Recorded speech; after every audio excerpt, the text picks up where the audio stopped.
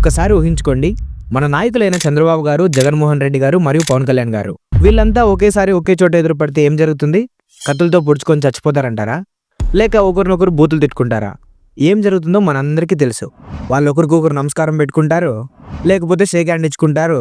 ఇవన్నీ కాదంటే నవ్వుకుంటూ అక్కడ నుండి వెళ్ళిపోతారు. కానీ మనం ఏం చేస్తున్నాం? పిచ్చి వాళ్ళలా రాజకీయాల పేరుతో ఒకరినొకరు తిట్టుకుంటున్నాం. ఆ ఆన్లైన్లో ఆడవాళ్ళు మగవాళ్ళని కూడా చూడకుండా బూతులు రాసుకుంటున్నాం. ఒకరినొకరు నరికేసుకోవడం, చంపేసుకోవడం గురించి మాట్లాడుకుంటున్నాం. అసలు ఎవరి కోసం ఇదంతా? ఒకసారి ఆలోచించండి. ఈరోజు ఏ నాయకుడి దగ్గరికైనా మీరు వెళ్ళి, సార్ అవతల పార్టీ వాళ్ళు ఎక్కువ చేస్తున్నారు, వాళ్ళని చంపేద్దామని అడగండి. వాళ్ళు ఏమంటారు తెలుసా? ఏరా మతిపోయిందా, వెళ్ళి చదువుకో, ఈ వయసులో నీకు ఇవన్నీ ఎందుకని బుద్ధి చెప్తారు. ఎందుకంటే వాళ్ళకు ఒక క్లారిటీ ఉంది. ఆ కెమెరా ముందు మాత్రమే మేము తిట్టుకుంటాం, మా వైరం కేవలం రాజకీయ పరంగానే ఉంటుంది తప్ప పర్సనల్గా మాకేమీ లేవని వాళ్ళే బయటకు వచ్చి చెప్తారు. ఇప్పటి వరకు ఎంతమంది ఎమ్మెల్యేలు, ఎంపీలు ఒకరి కోసం ఒకరు పొడుచుకొని చచ్చిపోయారు? ఎవరూ లేరు. నాయకులందరూ బాగానే ఉంటారు, ఏసీ కార్లు, లగ్జరీ లైఫ్ అనుభవిస్తారు.